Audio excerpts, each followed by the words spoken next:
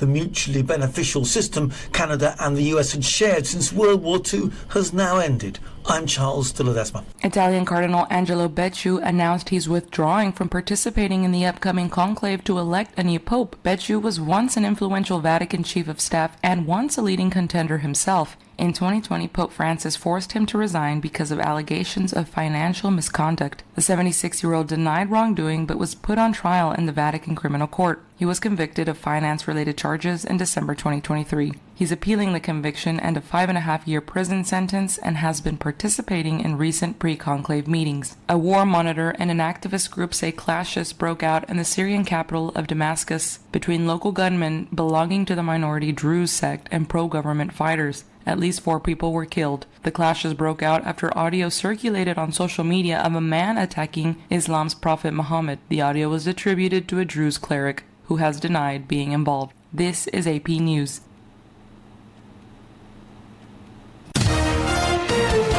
AP Sports, I'm Gethin Coolbaugh. The Cavaliers are the first team to advance to the second round in this year's NBA playoffs after a 138-83 blowout win to sweep the Heat. Donovan Mitchell was one of his team's 6 double-digit scorers with a team-high 22. This is special. We've been doing special things all year, but we didn't come here just to sweep in the first round and get to the second. In the West, the Warriors took a 3-1 series lead with a 109-106 win over the Rockets. Bucks guard Damian Lillard will miss the rest of the postseason with a torn left Achilles. Stanley Cup playoffs, the Panthers scored twice in 11 seconds in the third period to rally past the Lightning for a 4-2 win and a 3-1 East first-round series lead. The Stars beat the Avs 6-2 to go up 3-2 in their West first-round series. The Penguins fired coach Mike Sullivan, and the Commanders have reached an agreement on a new DC stadium. I'm Marcela Sanchez, AP News. This is 8:20 a.m. WCPT Willow Springs and streaming worldwide at WCPT820.com. We are Chicago's progressive talk, where facts matter. Now, your WCPT 820 weather update. From the Weatherology Weather Center, I'm meteorologist Jennifer Wojcicki.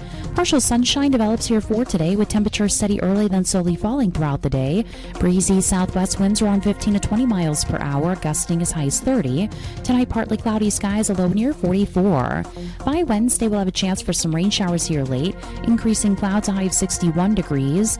Thursday, a chance for showers and thunderstorms, cloudy, high of 69. That's your latest Chicago weather update. Currently, it's 75. On the battlefield, there's a saying America's military men and women live by. Never leave a fallen warrior behind, ever. Off the battlefield, Wounded Warrior Project operates with the same goal. Wounded Warrior Project was created to help our men and women returning home with the scars of war, whether those scars are physical or mental. Wounded Warrior Project. We never leave a fallen warrior behind, ever. Learn more about what we do at woundedwarriorproject.org. This is WCPT 820, where facts matter. Welcome to Choose Views with Richard Chew. Get ready to dive into a world of insightful conversations and thought-provoking discussions. As progressives, our job is to have an all-inclusive, full-on assault with all of our players. A show that focuses on moving our political, social, economic, gender, and cultural conversation forward. And all of our players means all of our players. It's Choose Views. And now, here's your host, Richard Chew. Good Tuesday morning, progressives, and welcome to the April 29th, 2025 edition of Choose Views, 773-763-9278. Catch us on Facebook Live, TuneIn Radio, YouTube, iHeartRadio. Email me at richard@wcpt820.com. Catch me on Substack. I got to catch up on some emails, guys. I know that you guys sent me a number of them, and I will get to them. Promise you that. As always, got to stay on top of those. So I'll catch all of our shows, as always, by subscribing to our WCPT podcast on Apple Podcasts and Spotify.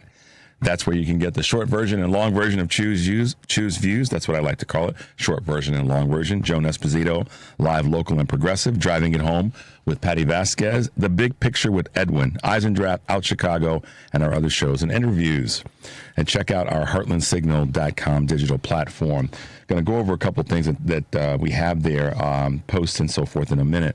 But make sure you make your way over. And guys, go to our site website this weekend, Saturday. As you know, we have the 11 to 3 o'clock anniversary event up at Max and Benny's in Northbrook. So you can check that out as well and be plugged in while we have that live broadcast. On today's show, our guests include from the Morton Arboretum, Director of Exhibits, Managing Director of Exhibits, Amy Scott's going to talk a little bit about some nature things. I think it's important and how that links to our environment. And Bryce Covert from The Nation will be talking about some issues that are taking place with one of our big name companies in America, McDonald's, and some issues regarding an article that she wrote as they're dealing with some issues around sexual harassment. So we will definitely chat a little bit about that today. And topics, of course, include my ongoing question: what do you want to see the Democratic Party on a national level be focusing on right now? And that's going to be an ongoing. I'm going to be asking that question. I want to know what you guys are thinking in that space and how we can create an additional narrative or further a narrative regarding that. And your thoughts. The Reckoning, that's from our governor, J.B. Pritzker. We'll be speaking to that. Tariffs, of course, income equality and wages. And Representative Jamie Raskin on Trump's 100 days. So we'll get to a few items that I think are going to be important. Shout out to one of our listeners in Maryland, Rita P., who just went through some crazy stuff with some surgery, but success on the back end, and posted some things that I wanted to just give her a quick shout out to let her know we're sending you good vibes so that she can heal well. There you go, guys. I wanted to remind everyone about the anniversary event and how you can plug into that, because if you didn't get tickets, as you know, we sold out pretty quickly, which is exciting. You can still check out the event. So make sure you're plugging in when you're on your Saturday, this coming Saturday. So that should be fun for everyone. And looking forward to seeing a lot of current faces and maybe a couple of new faces, but most definitely we'll see some old faces as well. I don't mean chronologically old, but folks that have been part of the WCPT family. That's the great thing about anniversaries. I forgot that, not that I would forget, but this just happened yesterday afternoon.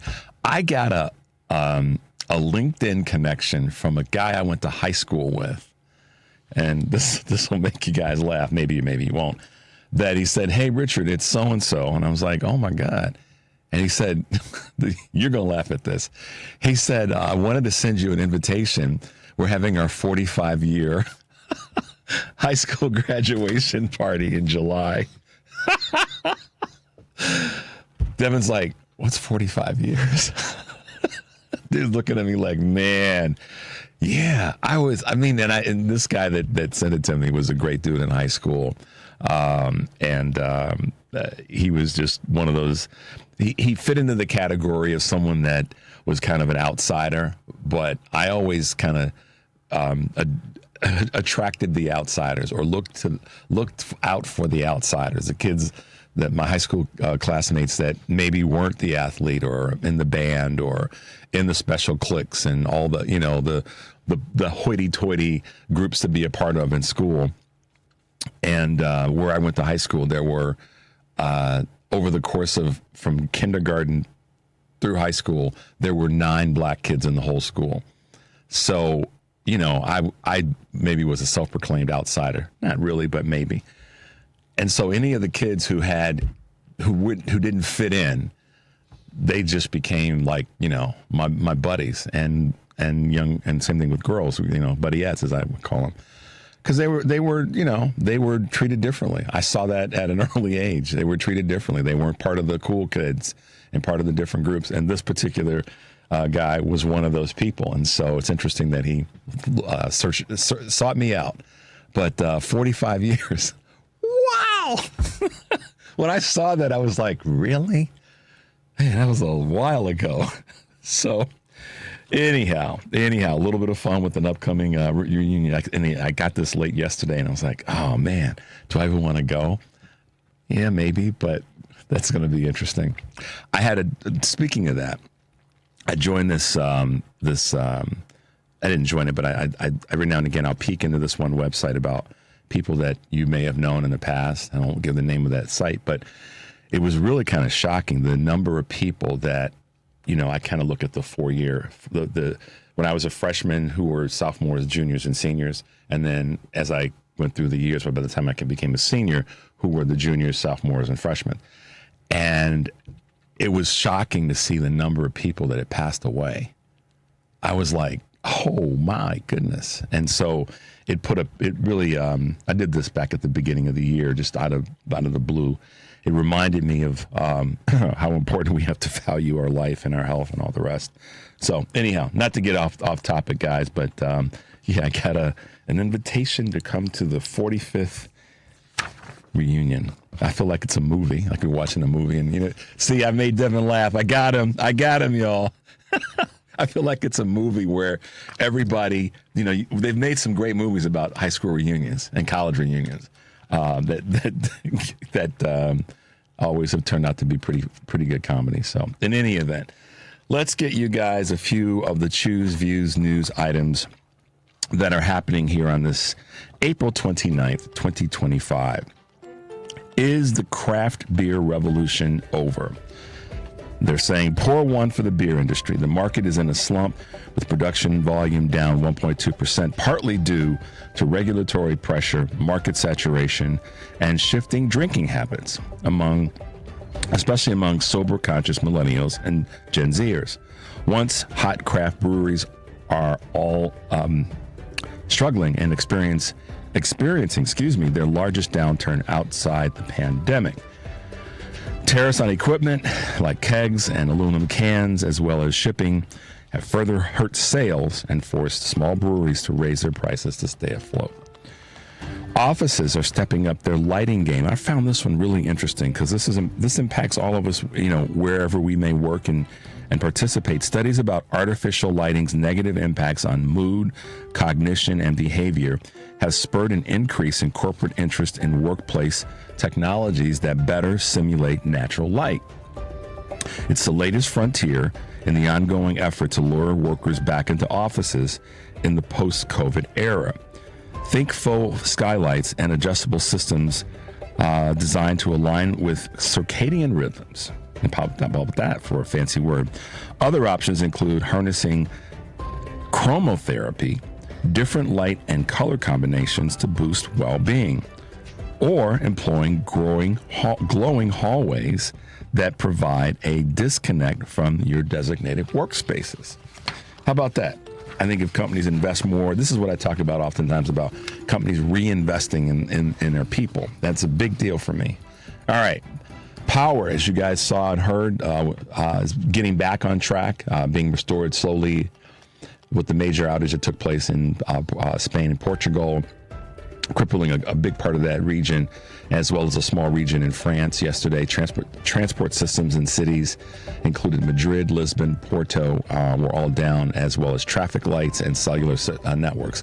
That probably drove some people off the rails with not having access to their cell phones.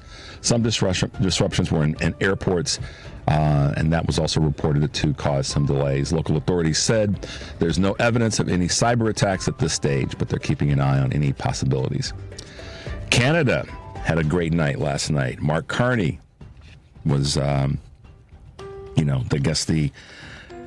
do we put it? The person that put it back in the face of the beloved here in the United States. So looks like Canada's made their move. Is made in the USA now too costly? Making a truly all-American product during the Trump tariff era is either impossible extremely difficult or extremely costly, according to research from the Wall Street Journal.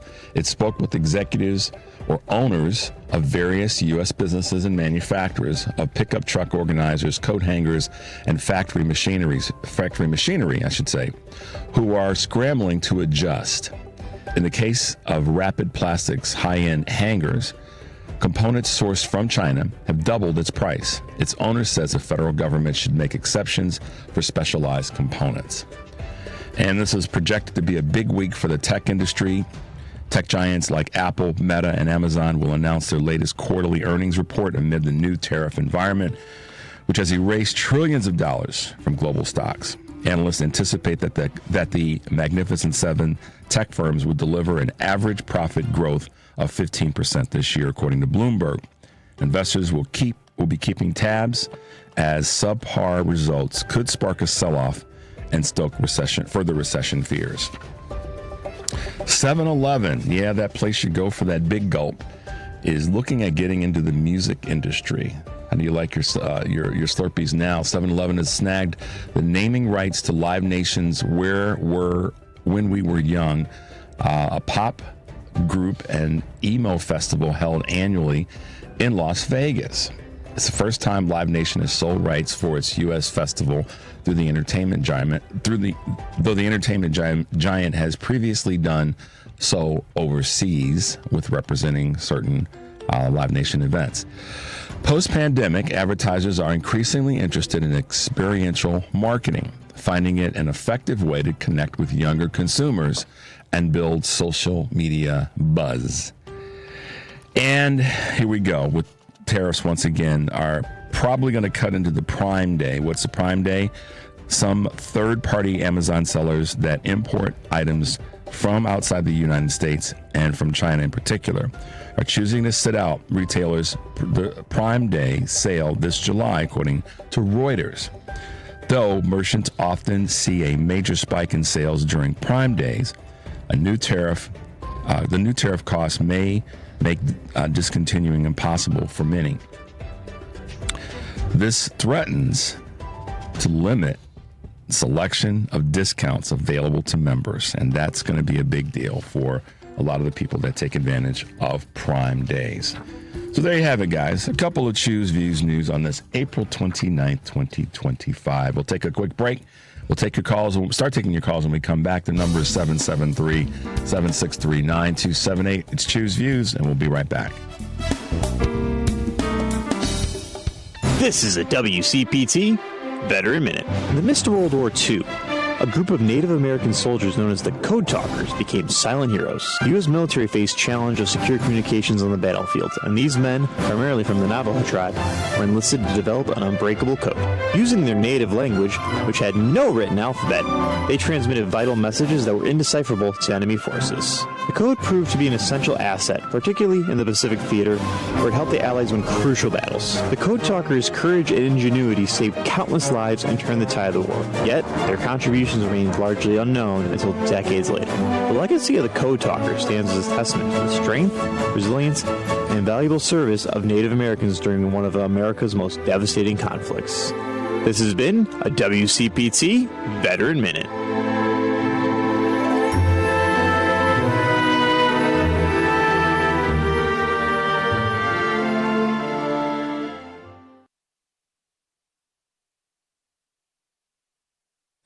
This is WCPT 820, where facts matter. Good morning. You're waking up with Richard Chu. Good morning. Good morning. Good morning. We're live and ready to hear from you. Text or call us now at 773-763-9278. Same number. Simple as that. Let's get the conversation going on WCPT 820, Chicago's Progressive Talk. Hey, guys. Welcome back to Choose Views, 773-763-9278. A little bit warmer day yesterday and today, but that's nice. It's that time of year. Devin and I were talking about the importance of having functioning air conditioning and windows so that we can enjoy the breeze. And if you're going to be out and about, this is that time of year where you got to make sure you got some sunblock with you, because you never know. You don't want to take any chances. So just be careful, be smart. Over at Heartland Signal, a couple of really good posts and articles there that you guys will want to check out. Senator Pete Ricketts, Republican of, Nebraska, gets booed at his town hall after defending Trump's deep federal cut, saying, "We got to get our spending under control." The crowd said, "Pay your fair share." So you want to check that out. Down in Missouri, Democrats again stalled the GOP's effort to repeal paid sick leave for the second time this month. The Missouri Democratic Party, has blocked the Republican effort to repeal a paid sick leave initiative. And so this is to help to keep the guaranteed paid sick leave in place. And then one other thing that's happening in a southern state, for those who voted for him, Trump refuses to give disaster relief to Arkansas after severe storms killed at least 40 Arkansas lawmakers killed at least 40. The lawmakers are urging President Trump to reconsider denying federal disaster relief to the state. So it reportedly killed more than 40 people, weather patterns and storms. But these are, these states that have gone along with his garbage, and Sarah Huckabee Sanders is one in particular of the governors that talks about, cutting the federal budget. But as soon as they had any issues, guess what? Sarah's got her hand out, if not more. So anyhow, a little dig at Sarah. So I asked the question yesterday, who are the only 3 presidents in 50 years to reduce the deficit? And we got some great answers, but there were some that got it correct. So I'll let you know. Of course, in order, Bill Clinton, Barack Obama, and Joe Biden. In 50 years. So we'll have some fun with this. I just got an invite to my 45-year high school anniversary. And in the 50 years or 45 years since I've been out of high school, Devin, the only 3 presidents. So that includes Carter, that includes Reagan, Bush 1, and Trump 1 and 2, have failed to, reduce the deficit. And also, in that process, work to balance the budget in a prudent way without cutting and slashing and dashing. Bill Clinton, Barack Obama, and Joe Biden. But Democrats get it wrong. Democrats are always the bad people. We're going to throw all the garbage and doo-doo at Democrats. Yeah, we all have to look in the mirror and work to do better. We get that. But in 50 years, there hasn't been a Republican. This is the real point. In 50 years, my post-high school, just barely my post-high school years, in 50 years, there hasn't been a Republican. Not one. But they're supposed to be the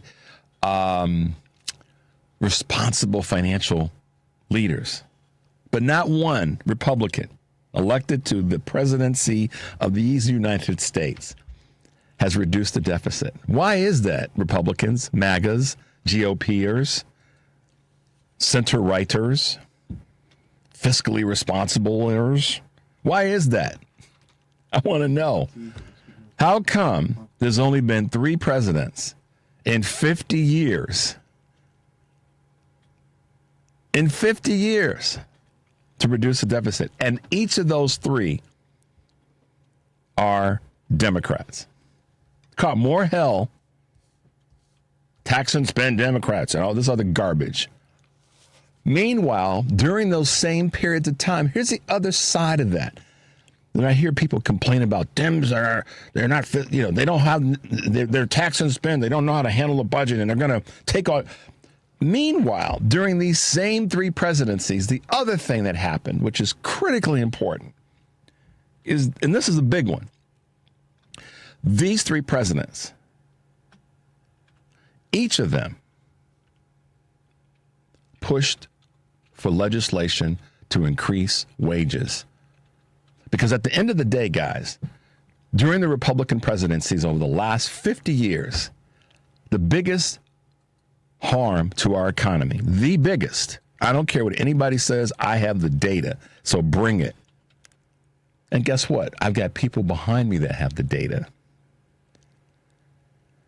They have pushed for legislation to increase wages while working to bring in more revenue from those that have super wealth by effectively changing and properly changing and mindfully changing the tax code so that the burden isn't on the middle class. I get sick and tired of hearing people say that the Democrats have forgotten about the middle class.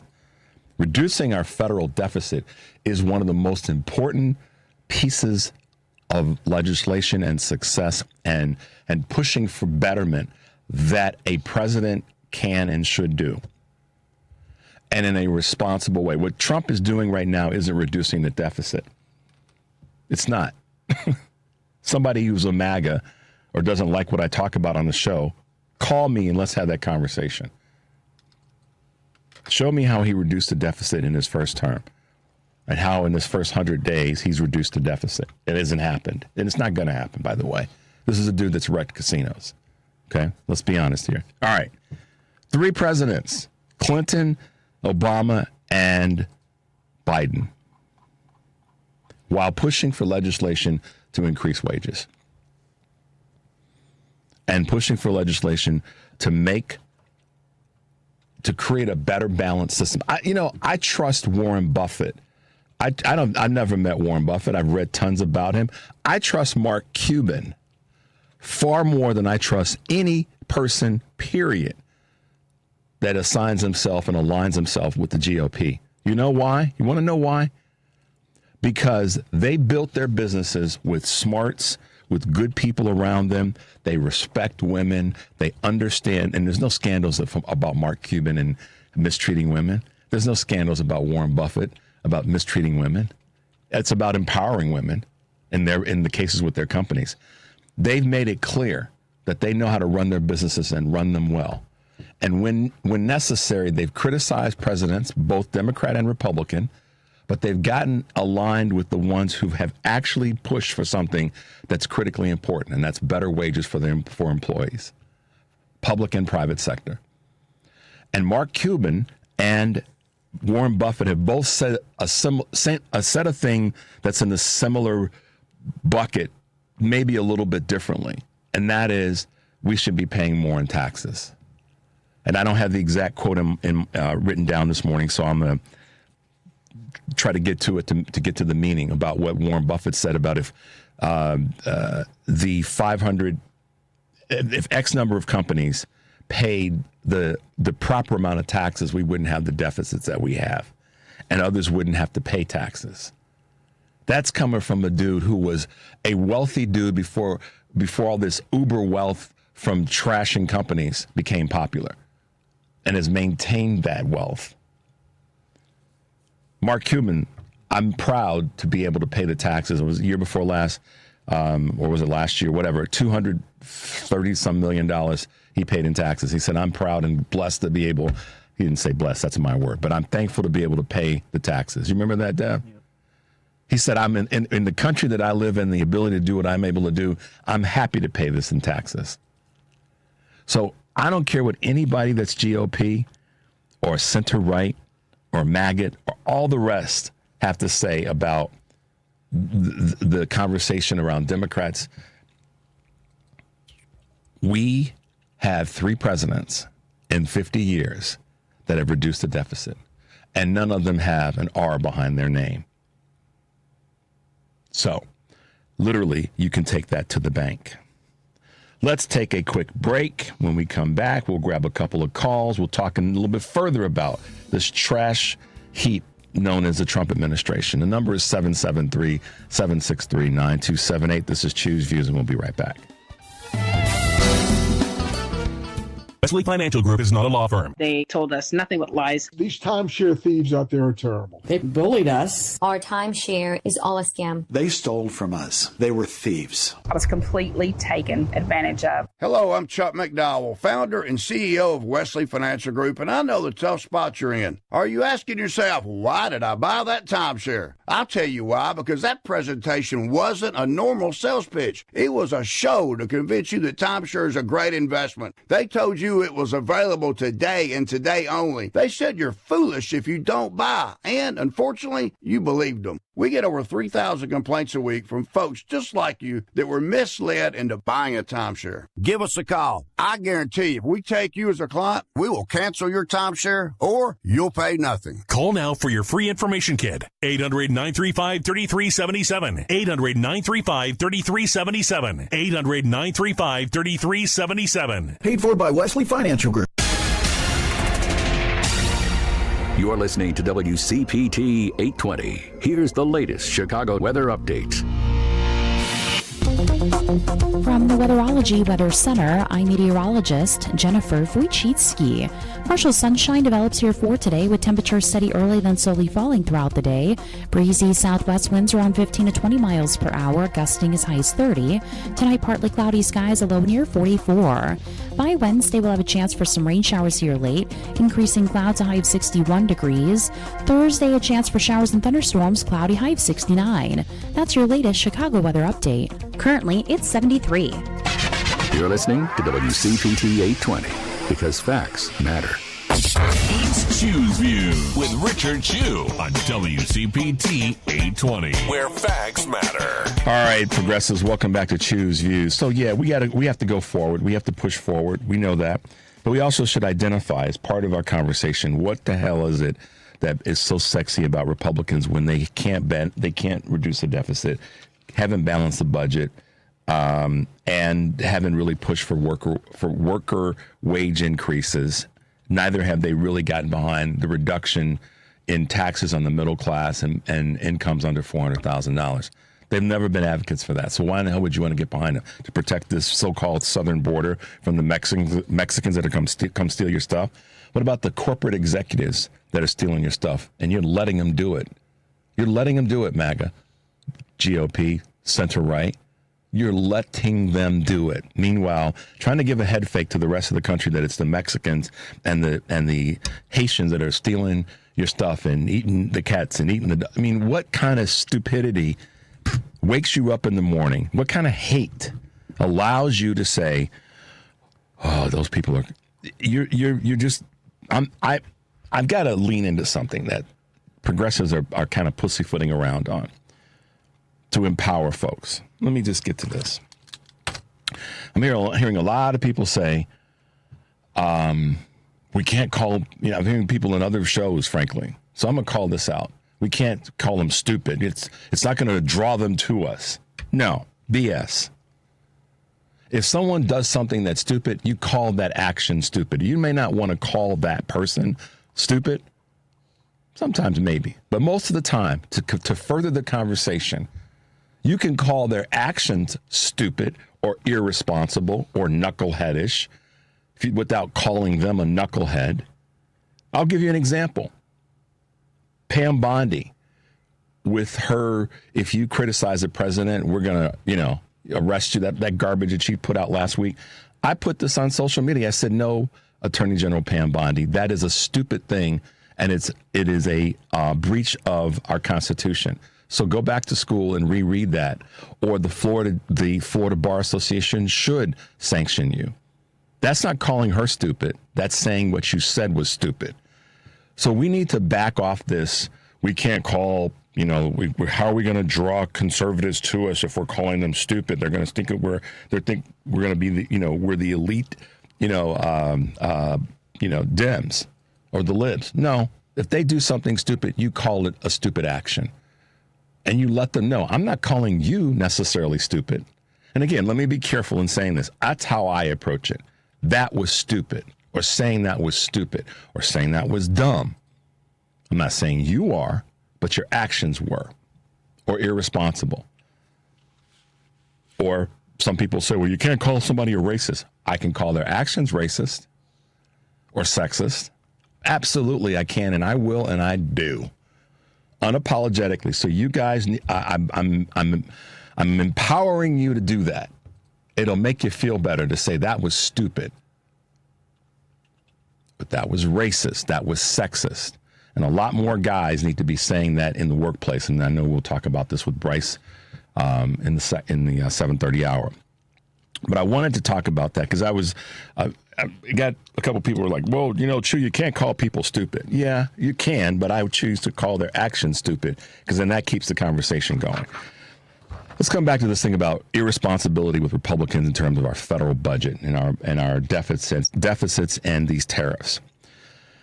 46% of toy companies in the U.S. say they expect to go out of business within weeks. 128,000 federal workers lost their jobs in 60 days.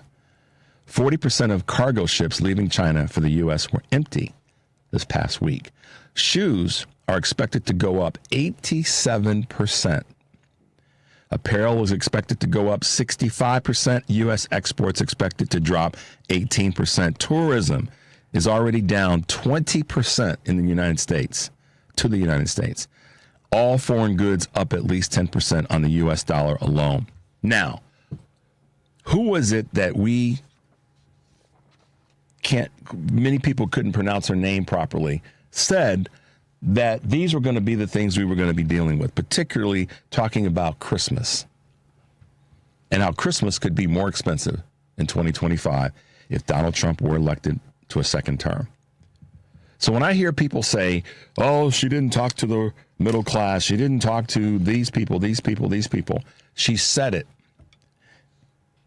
And here it is, right in front of you, squarely in front of you.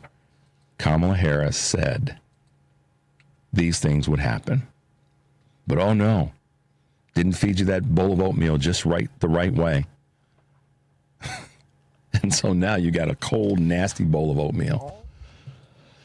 All right, let's grab a couple quick calls, Devin. Let's go to our good friend Kurt in Akron, Ohio. Good morning, Kurt, and welcome to the show. Good morning, Richard, and thank you for taking the call. Absolutely. What's going on, my man? Hold on a second. Uh-oh. Crap. I'm sorry. Are you there? I'm sorry. I'm here. Hey. Okay. Hey, you when you talked about Kamala Harris just now, and especially you white folks that didn't listen, and especially you white folks like me that didn't listen. Well, I listened, but they didn't. It kind of reminded me of that movie, White Men Can't Jump. Remember when Wesley Snipes said to Woody Harrelson, yes, you hear Jimmy, but you don't listen. Yep. So I remember it very well. It was a great line, and then we all fall into that. None of us are immune to exactly that line. We all can be susceptible to that happening. So I don't want anybody to think I am preaching a little bit this morning in this space because Democrats have held it down when it comes to the deficit. 3 presidents, only 3 Democrats. And I want to tell you that too. How do you convince someone, say, in my age group, the Generation Xers, who only grew up with trickle-down economics, who made their living and, technically survived for the past 50 years with trickle-down economics? How do you explain that to someone who's basically lived nothing but that and say there is something better than the trickle-down theory? And we were almost there with Joe Biden, to be honest with you. If we would have gotten 4 more years of him, or we would have gotten 4 years with Kamala Harris, we would have gotten further away from that trickle-down theory. Yep. And how do you convince people in that age group who were just being born or just very young 50 years ago when all this stuff started? Because, to be honest with you, the last Republican president in my memory bank, not that I was alive then, and neither were you, Richard, is Dwight Eisenhower, who most likely reduced the deficit. Yeah, and to that end, he was also the last rational without any scandal. He had his issues, but he's the last legitimately elected Republican president too. Well, and that did work to get the job done for as many folks as possible, and gave us that very, very stern warning about the military-industrial complex. Exactly, and if you look at your history, kids, during those 8 years of Dwight Eisenhower, we had the most stable prices for 8 years. We didn't have the ups and the downs. We were stable for nearly 8 years during that entire period. And I'm not bashing the Democrats on this either. I'm just trying to state a fact that Eisenhower was, he would be probably a moderate or a moderate Democrat today. You know what he would be doing, Kurt, irrespective of where he sat on the spectrum of where he sat politically, Republican, moderate Republican, Democrat, whatever. You know what he would be doing, I believe? He'd be like Colin Powell? Yeah, he would be calling out the BS. That's what he would be doing.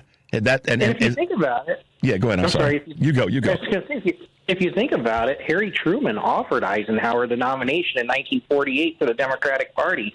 It took Ike 60 years because he was a military guy. He didn't want to get military mixed in with politics. He didn't become a Republican until he left the military and decided he wanted to be a Republican and run for president in 1952. Yep. So that should tell people a lot about where he was, what decisions he had to make. But fast forward to where we are today. I mean, one of the things that is clear, and you're pretty well read in this space, is the amount of times that the Democratic Party, generally speaking, has had to come in and clean up the garbage of Republican administrations. And I'll give you an example here locally. In the state of Illinois, whenever we've had a Republican governor, the few times that we have, but most recently Bruce Rauner, garbage. And J.B. Pritzker and a combination of a good team from Lieutenant Governor Stratton to A.G. Raoul. Your next senator, by the way. What's that? Your next senator, by the way. Yeah. And Kwame Raoul, our AG, as well as Susanna Mendoza, our comptroller. Those folks have gotten it done. They had to come in and clean up the garbage of Republican administrations. Not to say Democrats have been perfect, but doggone it, they've come in and cleaned it up. And the same thing is true. You can look at so many different states. We're not just to make it a federal conversation. Ohio. I'll give you an example of Ohio. We went from 1991 to 2000. Let me think here. 1991 to 2007, we had 2 8-year Republican terms, George Voinovich and Bob Taft. Mm-hmm. Bob Taft was terrible. It wasn't until 2007 that we got Ted Strickland, the first Democratic governor in the state of Ohio since Richard Celeste in 1980. Actually, was it 80?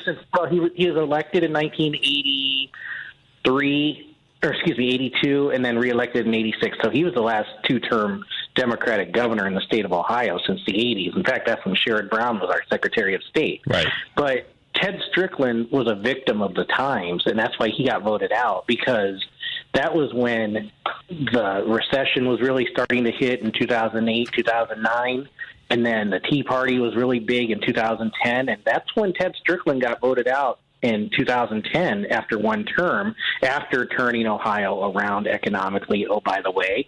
And then we got stuck with John Kasich. And then we had 8 years of John Kasich. And now we have 8 years of Mike DeWine. So I guess the pattern is 16 years of Republican rule, 4 years of Democratic rule. So I guess we're due for another Democrat in the state of Ohio. And maybe it'll be Sherrod Brown. We'll see. But, hey, Kurt. I really want him in the Senate. I know. want him back in the Senate. I agree with that. But he wouldn't make a bad governor if that's the direction he chose to go. So exactly. And by the way, real quickly, if you remember the pattern here, Bill Clinton took office after a major recession between Reagan and Bush for 12 years. I know. And it took him 2 years to get things back on track, because that's how long it takes, kids, for a new president's policies to go into effect.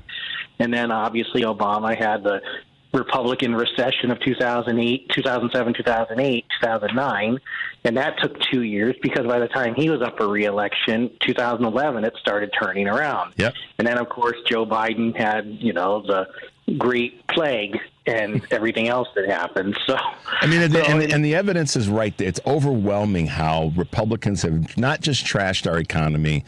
They've trashed wages. They've trashed our tax system. Dems come in, they clean it up, they fix it. They don't make it perfect, they make it better. But people are impatient. People are they want it now. Daddy, I want it now, and it doesn't happen that way. And here's the thing too. It's like Tom Hartman talks about, the 2 Santa Claus theory. Right. The Republicans will go and spend, put it all on the public credit card, like Bush's 2 wars, and then the Democrats are forced to make the hard decisions. That's what it comes down to. Yep, exactly. Kurt, thanks for being with us this morning. I got to try to hit this break on time. Always appreciate your contribution, man. Have a great day. Thank you. You too. All right. Bye-bye. Bye-bye. There you go. Let's hit a quick break, Devin. 773-763-9278. This is Choose Views, and we'll be right back. If you turned 65 recently like me, It's important you find a Medicare Advantage plan that gives you the coverage you're looking for. But finding one can be difficult. The best thing I did, and I suggest you do the same, is call a licensed insurance agent and let them walk you through your Medicare Advantage plan options. There are so many benefits you have access to, so make the call now and let the representatives explain everything to you. Our licensed insurance agents can offer you a variety of Medicare Advantage plans. Plus, the call is free, the information is free, and there's no obligation to enroll. We're here to make it easy for you to select a Medicare Advantage plan that may work for your needs. Finding a Medicare Advantage plan can be easy if you do what I did. Make a quick call right now to learn more. Thank you. 800-365-6303. 800-365-6303. 800-365-6303. That's 800-365-6303. Alexa, play WCPT. WCPT from TuneIn. It's Chew's View with Richard Chew on WCPT 820, Chicago's Progressive Talk. All right, Progressives, got something for you. A little spicy clip that Devin and I put together. We call it in the heart of this conversation about economic issues and what people voted for and why. We call it Why Your Life Sucks. It doesn't suck because your neighbor doesn't speak English. They pay taxes, raise their kids, drive to work before the sun rises. You don't need to understand their words to see that they're doing exactly what you're doing, just trying to survive. Your life doesn't suck because a trans man used the men's bathroom. He went in, he came out, the world kept spinning, it just wasn't around you. The problem was never children learning what a pronoun was. It was never about grammar. It was never about protecting kids. Your life probably does suck, but not for the reasons you post about. Not because your favorite store sold a rainbow shirt or because you had to press 1 for English. Not because someone said Latinx or they, them in a tweet that you didn't have to read. Your life might suck because you're drowning in debt, because your rent just went up again and the only thing that trickled down is exhaustion. That pain is real. But it's not the fault of the cashier with pink nails or the kids with a pride patch on their backpacks. Someone's life today sucks because they lost their daughter when a man with a gun walked into a school and made it a graveyard, and the politicians that you voted for sent thoughts and prayers and money to the NRA. Someone's life today sucks because ICE knocked on their door before breakfast was even made, and now their father is gone, disappeared into a system designed to forget him. Someone's life today sucks because they came out to their family and were met with silence or fists or Bible verses thrown like bricks. And if you ask me if I care that your life sucks, I don't.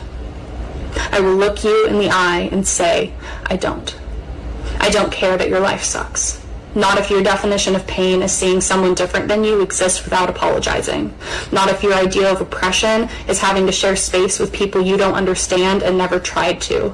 I don't care that everything going wrong is exactly what you voted for, that the man you chose did what he said he was going to do, and now it's affecting you.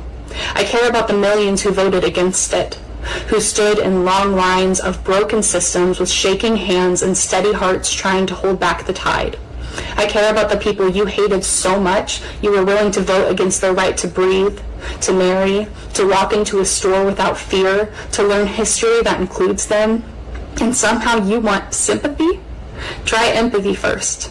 Try waking up in a world where your very existence is debated by strangers in suits. Your life doesn't suck because someone else found a little joy. It doesn't suck because someone else got rights you already had. It sucks because the people in power told you who to blame and you believed them.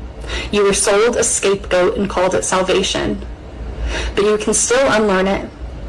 You can still sit down, shut up for a second and listen, because not every cry is about you. Not every protest is a threat. Sometimes it's just people fighting for the right to live without asking for your permission. So maybe your life does suck, but it's not because of pronouns, or food stamps, or hair dye, or immigrants, or love. It sucks because you keep mistaking comfort for freedom and cruelty for strength. And that's on you. That is probably one of the more powerful pieces that we've been able to come across and been able to provide for you guys. I'll send it to you if you want it. It's just email me and Richard at WCPT820.com. And the reason that it's powerful is it's coming from there's a couple reasons, but as in my interpretation, to be fair, is that it speaks to the things that a lot of times, people want to say I voted for, the price of eggs, the price of gas, these things that were kind of distractions and maybe, the window dressing, but not real substantive. And I like how she breaks it down and says, no, these are the reasons why. Let's be honest. It's because of this. And now you want to blame. Still, this is the part that's the kind of the underbelly of what she's saying.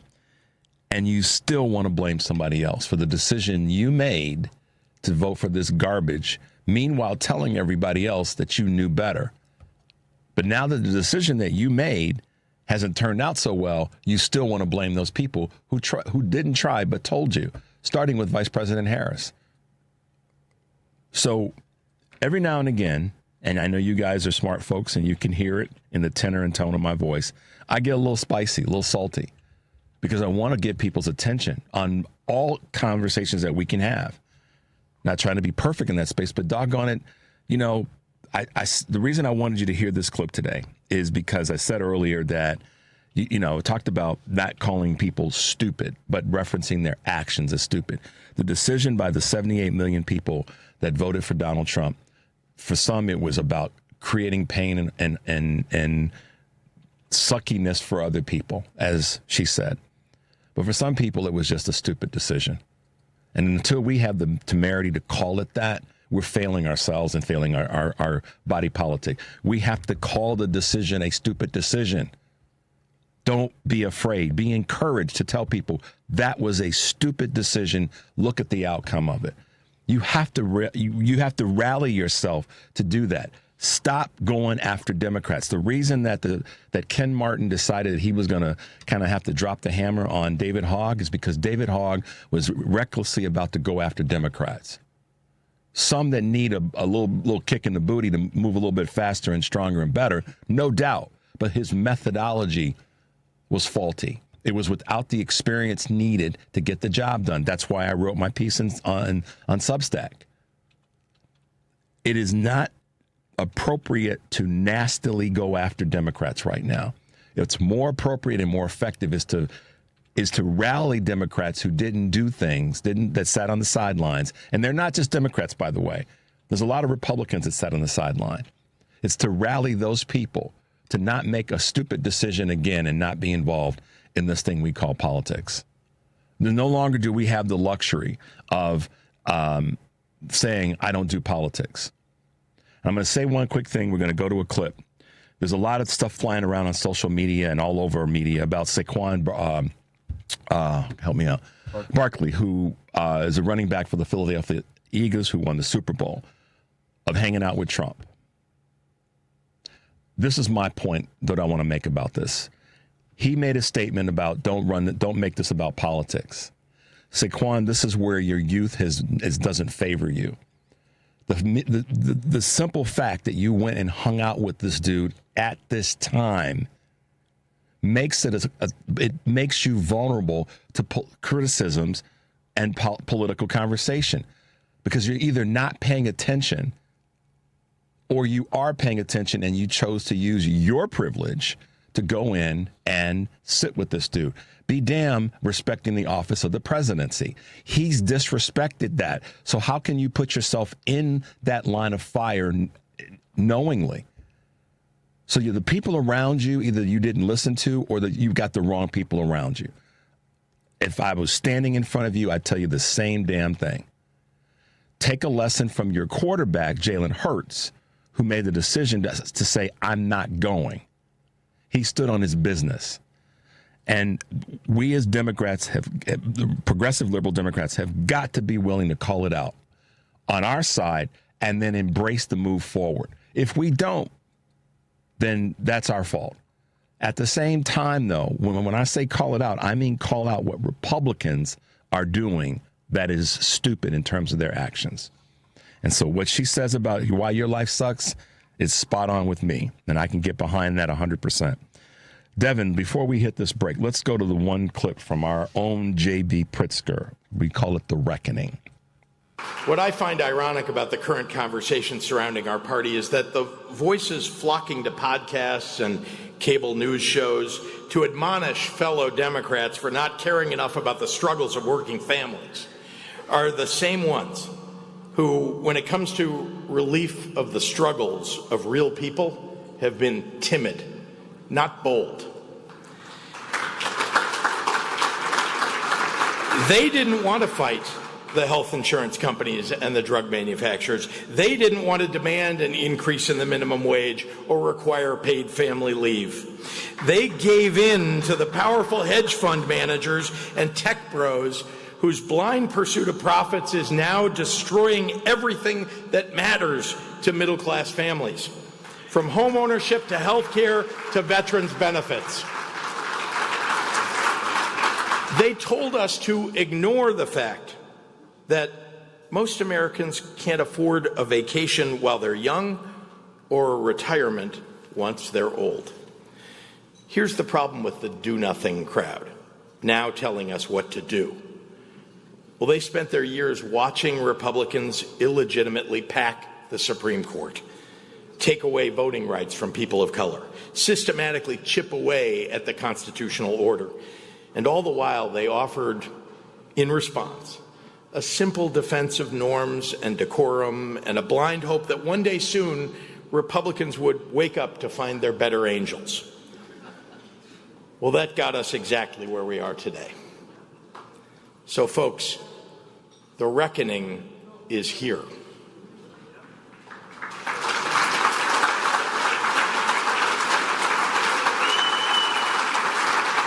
And now that this culture of timidity is on full display, those same do-nothing Democrats want to blame our losses on our defense of black people, of trans kids, of immigrants, instead of their own lack of guts and gumption.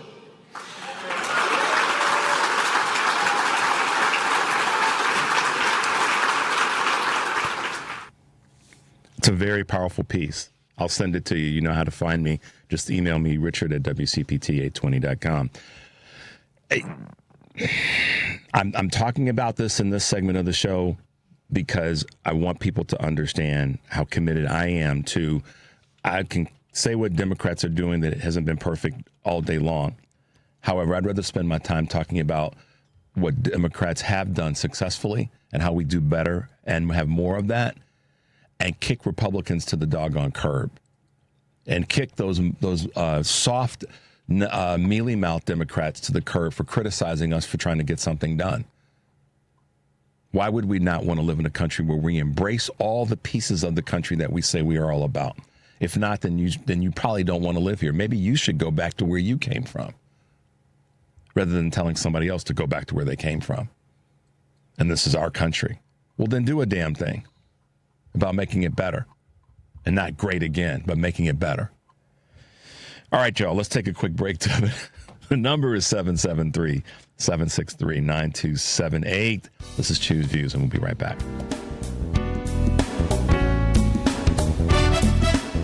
This is a WCPT moment in labor. In the 1830s in Lowell, Massachusetts, during the rise of the textile industry, factories were hiring large groups of women ranging in ages 18 to 35 to work at their mills. The workdays were 13 hours long and had poor working conditions. By 1834, the textile market was sluggish.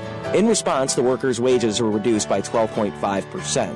One of the workers, Julia Wilson, tried to organize the women to get their wages back, only to be terminated abruptly. Wilson signaled the women to strike or turn out. Over 800 women marched and signed a petition saying we will not go back into the mills to work unless our wages are continued. Ultimately, the strike failed, but they learned from their mistake and successfully battled back a rent increase on their boarding houses 2 years later. By January 1845, about a dozen of the Lowell female textile workers came together to form the Lowell Female Labor Reform Association. This would become the first organized union of women workers in American history. This has been a WCPT Moment in Labor. We're working for your rights. Stop feeling embarrassed about thinning hair and start looking and feeling your best with Hair Grow by New Nordic. Available online at Amazon, Walmart.com, and NewNordicUSA.com, or at your local CVS. AP News. I'm Marcela Sanchez. Chinese authorities say 22 people have been killed and 3 others injured in a fire at a restaurant in the northern city of Liaoyang. It's still unknown what caused the fire, which broke out shortly after noon. Authorities in Indian-controlled Kashmir have temporarily shut down more than half of their tourist resorts in the Himalayan region as a precautionary measure. The decision comes a week after gunmen killed 26 people, mostly Indian tourists, near the resort town of Pahalgam. India has described the massacre as a terror attack and accused Pakistan of backing it. Pakistan has denied any connection to the attack. Prime Minister Mark Carney's Liberal Party has won Canada's federal election, marking a defeat for the Conservatives, who not long ago thought victory was within their grasp. Before the election, President Donald Trump had attacked. Trudeau had resigned, and Mark Carney, a two-time central banker, became the Liberal Party's leader and Prime Minister. In a concession speech, and with his own House of Commons seat still in doubt, Pierre Poilievre acknowledges Carney's win. We'll have plenty of opportunity to debate and disagree, but tonight we come together as Canadians. We will do our job. Yes, we will do our job to hold the government to account.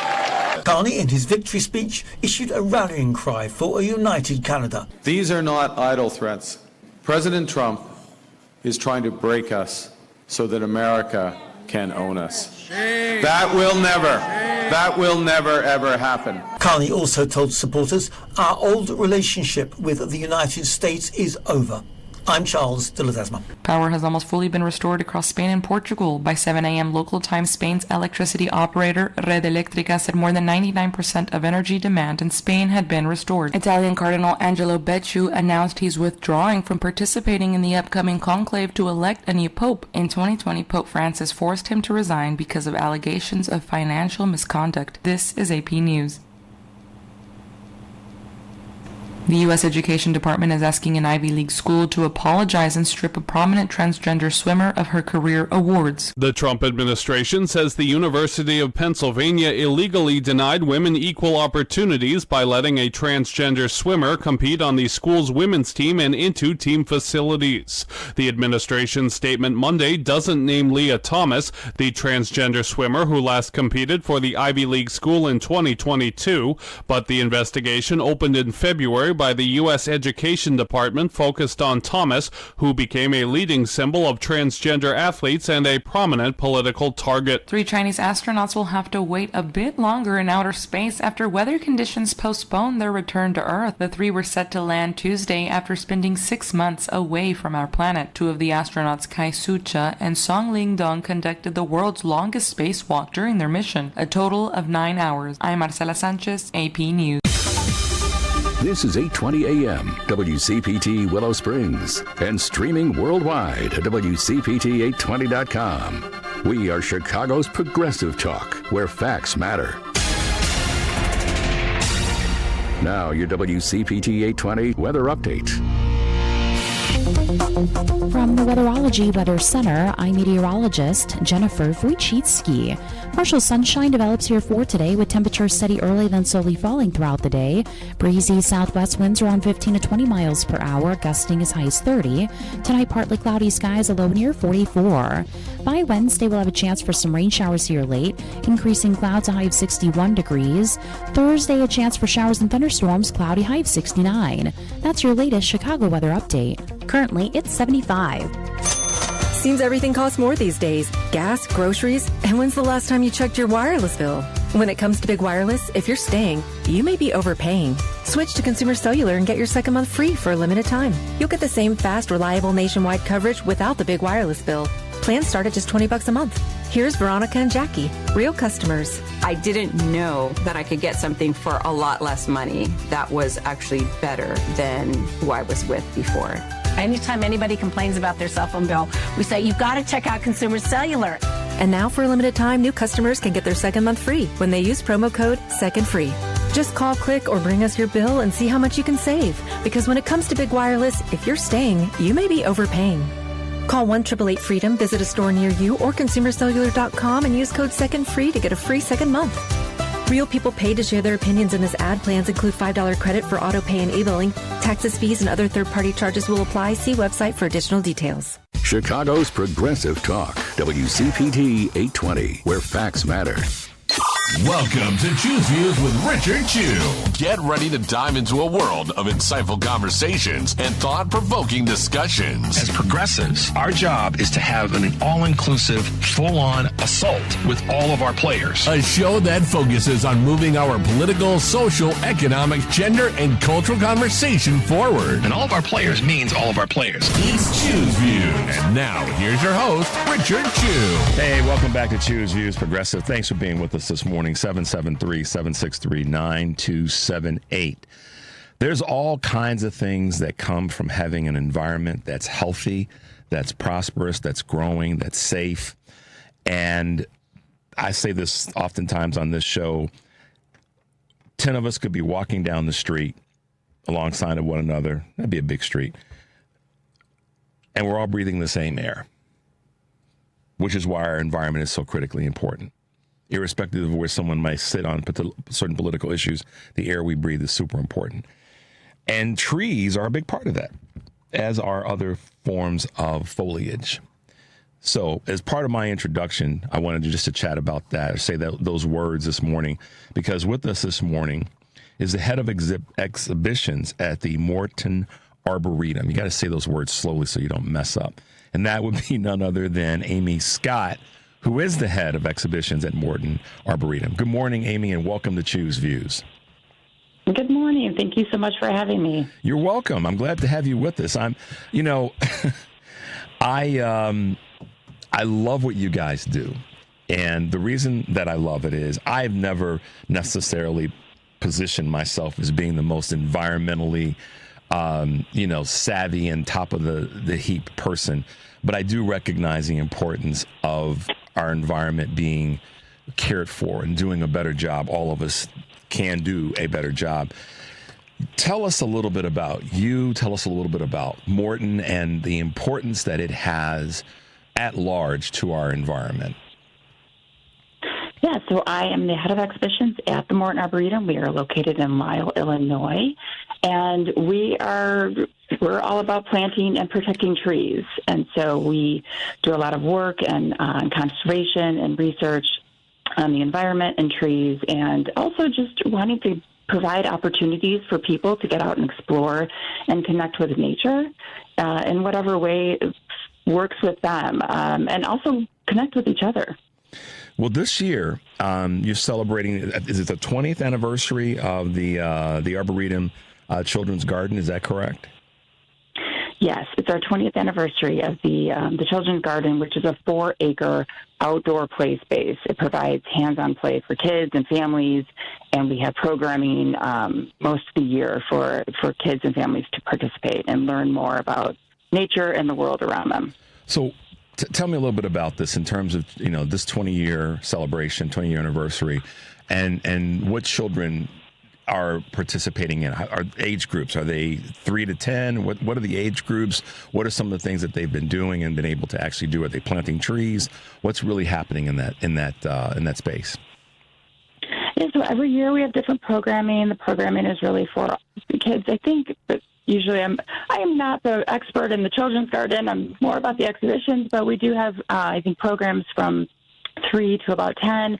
And especially this year, we have our exhibition, Vivid Creatures, which is our newest art exhibition. It's opening May 17th, and it is features 5 large-scale, beautiful animals that were inspired by the animals of native Illinois. And the Children's Garden will be offering special programming every weekend called Vivid Creations Art Workshop, because the exhibition is called Vivid Creatures. And it's open on the weekends, where children and family can create their own works of art that are inspired by our sculptures at Vivid Creatures.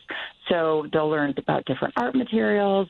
They'll have different workshop creations inspired by a different sculpture each month. And then they can create their own and be inspired by what they see at the Arboretum. So it's a walking tour, correct? Is that kind of how it plays out as one of the exhibitions? Well, so the exhibition itself, you can walk to. So we have 4 of the 5 pieces are available and on an accessible path right in our main core area near the visitor center, all within a mile walk. which is also where the Children's Garden is located.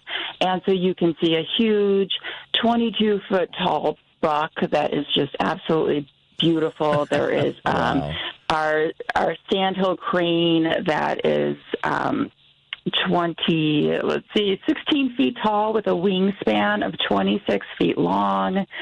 We have our dragon. Yes, these are huge. We have a dragonfly that's 23 feet tall with a wingspan of 30 feet long. These pieces are just absolutely gigantic, and they're so colorful and fun. I think that families, people of all ages, will just really enjoy them. And those are all accessible within a 1 mile walk on a paved path. We do have one other piece that will be up at the berm on I-88 overlooking the highway, once where our Joe the Guardian Troll once stood. Very popular piece in the past. And this is our Spectra, our snail, and that one does require a little bit of a climb up a hill, but these pieces are just so much fun for the family and so much fun for people of all ages. Well, I guess the word vivid is appropriate in labeling this in terms of the size, just the sheer size of them, yet alone the colors that come with what you guys have been able to put together. So, Amy, tell our listeners a little bit about where, I guess the word comes to mind is origination of this particular sculptures in this work that you guys are displaying. Tell us where that originates and how it gets to Morton. Sure. We found the pieces are done by artists Heather Baguettes and Fez Baguettes. They're based out of Portland, Oregon, and they each create work individually as well as together. And we found their work online, and just the scale of their pieces, the colors that they use were great for our landscape, but also you could tell within their pieces that they each had their own deep connection to nature and wildlife. And so we started speaking with them. They visited us in 2023, met with our staff. They explored our grounds, learned a little bit more about the Midwestern ecosystem and the animals that are native here. And that's what inspired these pieces. And so they created these 5 pieces over the last few years. And so we have Generosity, the buck, we have Spectra, the snail, we have Scamp, the squirrel, and we have Nimbly, the dragonfly, and Cadence, the crane. And each one talks about or touches upon a different aspect of nature and the ecosystem that is involved with each animal. So, for example, Generosity, the buck, has these beautiful antlers that look like oak branches.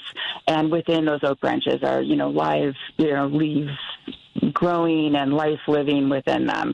And so there's just different details that were painted onto each piece that kind of discusses a little bit about that cyclical nature and cyclical patterns in nature that we all find. And it just showcases the importance of the ecosystem and how we all support each other's existence. Well, thank you for that. This is a political-esque talk show, social issues, economic issues, and all the like.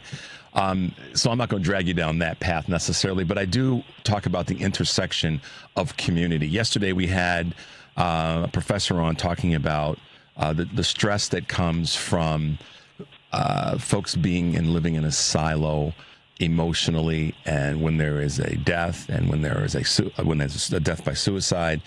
And the reason I'm sort of linking this to where you are is she talked about the importance of community and getting out and connecting with other folks and the spirituality that comes with and from that.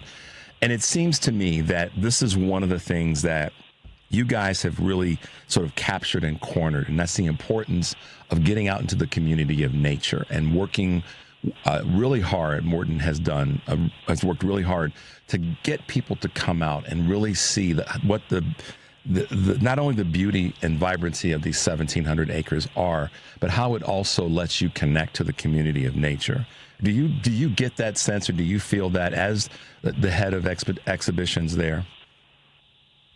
Oh, yes, definitely. I think that not only do we have research proving that spending time in nature is so beneficial to everyone's health, but yes, connecting with others is that's what we're about, right? It's all about human connection and connecting to nature. And so I think it's so important. I think the exhibition, I think the children's garden, I think all of the different things that we do, all the different programming that we do on the grounds at the Morton Arboretum are so important. It gives people, and like I said, it gives people an opportunity to connect in different ways that work best for them. Everybody's so different, and I think there's different opportunities for everyone to connect with each other in whatever way works best for them. And I think Morton Arboretum really provides a wonderful place to do that in such a beautiful setting. And we offer different education programs. We offer, we have Wonderwood's mini golf returning this year. If people want to play mini golf together. I saw that, yeah. So we really do offer, we offer different ways for people to connect. We also go out outside of the grounds and do a ton of programs across communities and meet people where they're at as well. So I think the Morton Arboretum does an amazing job at bringing people together. You have folks that come from all over the world to Morton Arboretum, and tell us what that's like to have people come to, from any place on the planet to see and experience this internationally recognized and known just botanical garden. What's that like to see that? Yes, it's amazing to know that we're doing work that's so important to international audiences and to different researchers and scientists around the world, as well as people who appreciate the different collections that we have. We have some amazing collections. We are a museum of trees. We are a living collections museum, and so we are highly respected. And I think that it's such a source of pride to that we are able to do this work. I've really, when we've had different guests on the show that have talked about the environment or talked about some of the geographical and topographical benefits of where we are in this part of the country. It's part of the Midwest. The president of Cook County, Tony Preckwinkle, has talked about the importance of our forest preserves, and I know that you guys have kind of a similar way of approaching the importance of the Arboretum because of the fact that we really enhance. We've been able to be an enhanced region because of the forest preserves, but also because of the amount of parks and land that we have to do the work that the Arboretum has been able to do. This is a busy season for you. What are some of the things that are kind of on your list of got to get this done, got to be ready for this, because these next 4 to 6 months are going to be very busy for us in terms of our exhibitions? Oh, right now I'm in the process of installing these sculptures. That's busy for me. They just arrived yesterday, so we are in the process of that. We have Wonderwood's Mini Golf opening May 23rd. That will be open through the summer until Labor Day, and then we have Illumination, which is our Winter Lights holiday exhibition, and that opens in November. So there's always something going on at the Morton Arboretum. We have plenty happening. For folks that want to not just follow you, but actually come out, that want to join, that want to take a tour, that want to come and see some of the exhibits. Walk us through the different ways in which that can happen. Yeah, so anybody can go visit mortonarb.org just to get some basic information about our days, our hours, our admission fees, the different things that are happening at any given time. All of our courses, programs, and exhibitions are listed there. And we're located in Lisle, Illinois, and so anybody can just come on out. We're open 7 days a week, and then visit us. Please take the opportunity to come explore. I think that we do a great job of providing ways to just motivate people to get out and explore our grounds. You can do an easy walk around some paved paths, or you can go out into a wholly different area in the woods and walk there and just have some peace. So we have 1,700 acres. It's a lot of room to explore. So I don't know. I may have to find my way out to the Wonderwoods mini golf because But Amy, thank you so much, not only for being with us this morning, but having an appreciation and a respect for nature and what it can do to continue to provide community for so many of us. And a shout out to your current exhibit, Vivid Creatures, and all the excitement that's going to bring. I could see the smile on your face as you described what that's going to look like. So we really appreciate you taking time to be with us this morning. Well, thank you so much. Thank you. We appreciate it. Amy Scott, head of exhibitions at the Morton Arboretum in Lisle, Illinois. Thanks for being with us, Amy. We'll talk with you soon. Have a great day today. Thank you. You too. All right. Bye now. Bye-bye. Yeah, guys, if you get a chance, make your way out there, because if you're in the area, obviously, but if you're coming to Chicago, put that on your list. And I should probably do a better job when I talk about things to do in Chicago on Fridays, but put that on your list of places to go. If you're going to be in the Chicagoland area, it's a great place to go and just check out nature. And as she described, lots of great paths and wonderful exhibits and things for you to take in. Why don't we grab a quick break, Devin? We'll come back and get some of your calls. The number is 773-763-9278. This is Choose Views, and we'll be right back. This is Tony Moray. I'm an estate planning lawyer who drafts living trusts and wills. Since the election, I've been hearing from my clients, many of them fellow WCPT listeners, and we all wonder, how did this happen and what can we do? The how is, of course, very complicated. My thoughts as regard to what we can do is simple but important. We need to take extra care of those we love. Having an estate plan using either a living trust or will can provide comfort in uncertain times like these. When the progressive values we hold dear are under attack, I feel we must make sure that our personal lives are secure and then work out from there. I've been drafting estate plans for my clients for over 30 years, and I will use all of that experience to help you. Please call me at 847-996-0496. My website is moreylawoffice.com. That's Morey spelled M-O-R-E-E. Again, the phone is 847-996-0496. There is no cost or obligation for our initial discussion. I look forward to speaking with you. Because facts matter. You're listening to WCPT 820.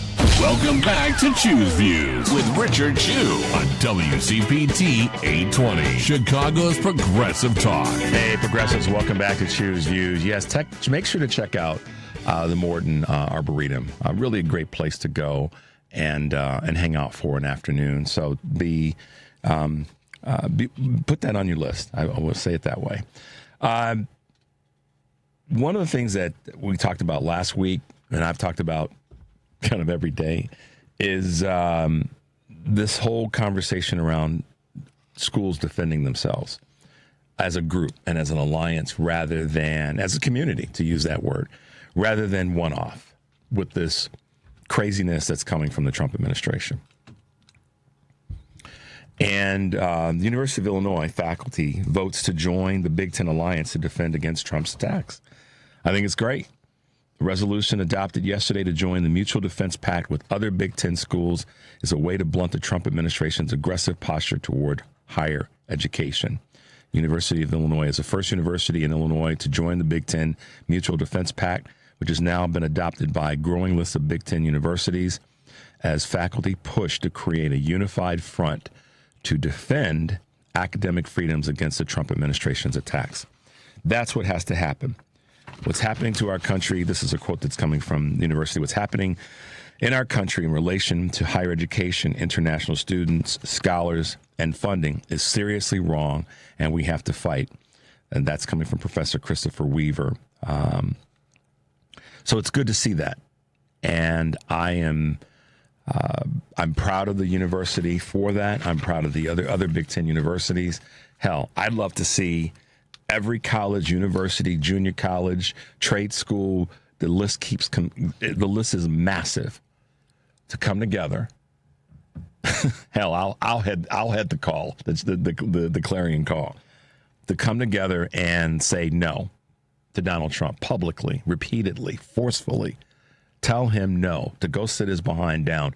Education, or the gentleman, the clip that we had yesterday from the gentleman from China saying that America has failed itself by not reinvesting in its people, that is an honest statement The problem is too many arrogant Americans don't want to hear it. Don't tell us what to do. Meanwhile, other countries, China being one of them, are just running right past us. Just running right past us. Now, for those who are out there going, oh, Chu hates America, Chu. No, I love my country. I love it to death. And in many ways, as Coach Doc Rivers in the NBA has said, I love this country more in many ways, and it's loved me back.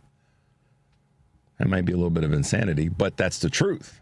So when I say that countries like China have run past us because we have failed to re-educate our people, that's the truth, y'all. Somebody come to me with something different. Challenge me on that. The problem is, and this current administration, attacking universities for educating people is just another example of pushing us backward.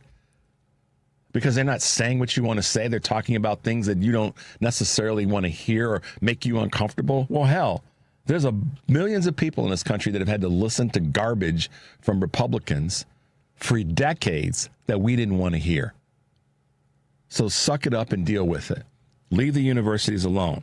But if the administration is not going to leave you alone, universities, guess what? Come after them with a vengeance. Be prepared. Don't do it as one-offs. Join these mutual defense pacts as a collective body, as a community, so that you're prepared. You know, bully, again, smack the bully right in his and in her faces right now, because some of this has got to.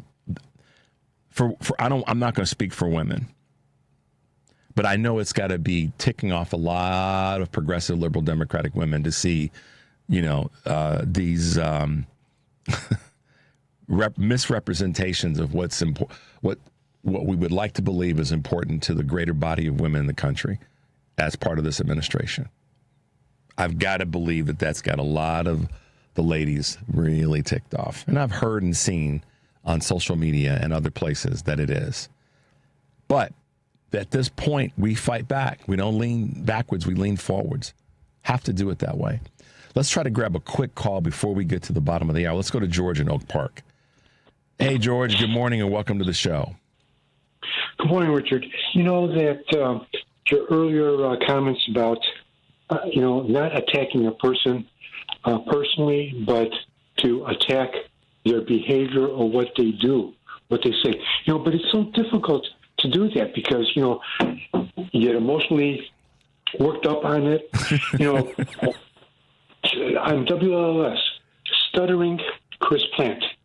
He makes a living on the radio cussing out the left wing. Yeah. And he's really brutal about it.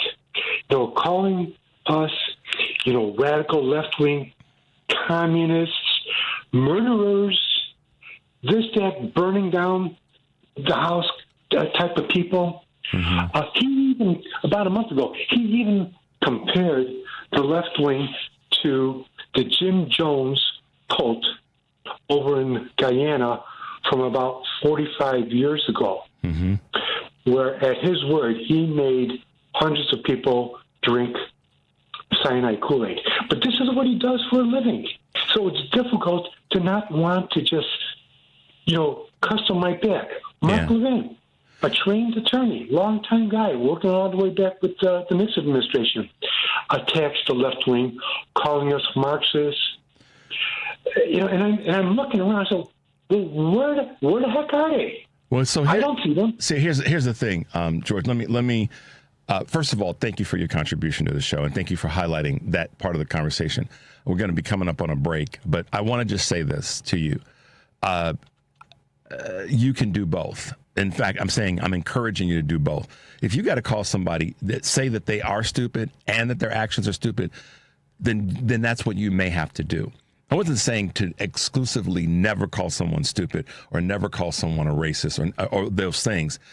I'm saying if you're having a difficult time saying to someone that they are, then you can say that their actions are. But I'll just give you this. The reason that these guys that you just described get away with it is because there's no one there to challenge them. They're in their bubble and they don't get challenged. I get challenged and I don't like it, but I try to embrace it as best I can. And I don't agree with some of the things that people challenge me on, not because they challenge me, but because of where their basis is not, built in reality. But we are responsible for challenging him, those guys, calling the show, letting them know that this guy is off his rocker or whatever it is that you choose to say. And I'll be honest with you, I'm always willing to take the fight on. I'm willing to take the fight to that sort of vile, disgusting conversation coming out of the mouths of those people. And so you are equally empowered, just in a different way. So don't shy away from the fight, George. Lean into it. It's okay to lean into it. And sometimes if it gets salty, it gets a little salty. That's all right. So, okay. And Richard, Morton Arboretum, it's a great place, but also for us locals who can't make it out to Lyle, the Lincoln Park Conservatory and the Garfield Park Conservatory are pretty nice places to visit. Yeah. Lincoln Park, they got their train set up during Christmas time. It's great. It's cold outside and it's warm there. Yep. In Garfield Park, they got some plants there that go back. Well, both conservatories have growth there over 100 years of age that is really amazing to see, and so forth. So, Richard, to you and yours, have a good afternoon. You too. Thanks, George. Have a great day. All right, guys, let's hit this quick break. The number is 773-763-9278. I know that Devin's going to be grabbing your calls as you're calling in. And we've got our guest, Bryce Covert, that'll be with us in the 7:30 hour. We'll be right back. This is a WCPT moment in labor. On March 25th, 1911, in Manhattan, a fire at the Triangle Shirtwaist Factory killed 146 workers, who were mostly women. The victims of the fire were unable to leave the burning high-rise building due to the exits being locked and were forced to leap to their deaths from the 8th, 9th, and 10th floors. Locking doors was a common practice to reduce theft and unauthorized breaks at workplaces. As a result of the fire, the New York State Legislature formed the Factory Investigating Commission, whose findings led to 38 new laws regulating labor. Some of the new laws mandated better egress, the installation of better alarm and sprinkler systems, and increased availability of fire extinguishers. Coincidentally, the American Society of Safety Professionals was formed, which now manages, researches, and consults occupational safety and health across 75 countries. This has been a WCPT Moment in Labor. We are working for your rights.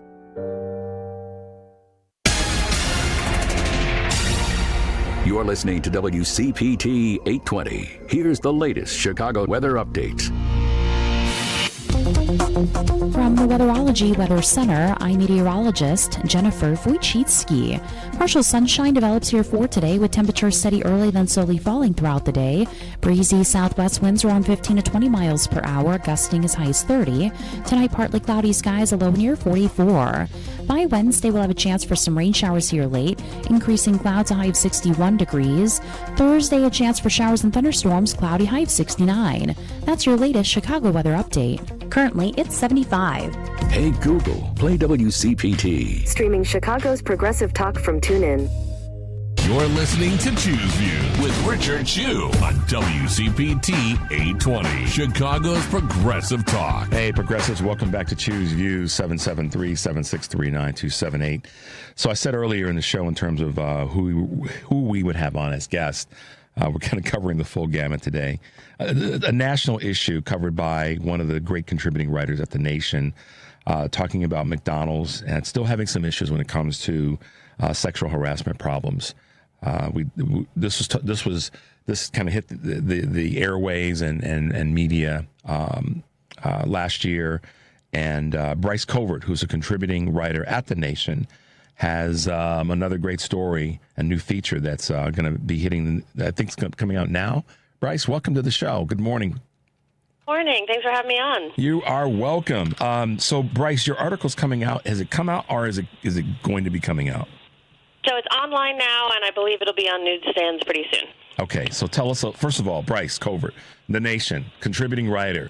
Tell us a little bit about yourself. This is the first time you've been on my show, but I know you've been on the various talk shows, and you are not you're not new to this, but tell our audience a little bit about your background and a little bit about your work at The Nation.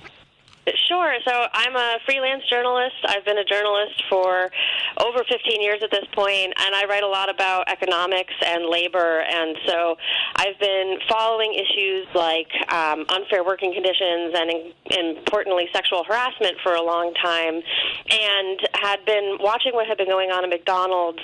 Workers have been speaking out through lawsuits. They've been speaking out through strikes. And so I started sort of tuning into what they were saying and following it. Wrote a feature about it for The Nation in 2020, and then this most recent piece is a follow-up to that. So tell us about the piece in 2020, and then let's connect the dots to where we are today. Yeah, so that piece, again, I was talking to workers. I was looking through over 24 lawsuits, trying to piece together what was going on inside McDonald's at the time. There had been a survey that had found that 3/4 of non-managerial female employees said that they had been sexually harassed, which is just a very, very high rate in a particular workplace. And so that piece was really taking a look at the fact that although sexual harassment can happen in any workplace, in McDonald's it had really become endemic, and it was really egregious. So it was just happening very frequently.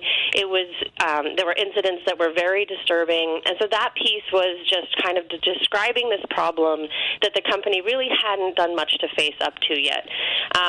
That plus some other reporting around some sex scandals that hit the CEO at the time prompted a response from the company, and so they promised to do something about it, and that they were going to fix the problem with what they were calling a new global brand standards, and that was going to take effect in January 2022.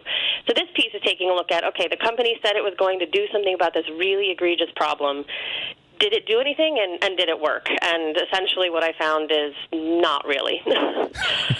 So the answer is no, then, because if you're even being kind and saying not really, because in a space like this with such a serious issue that impacts all of us, anything other than yes unequivocally is a no.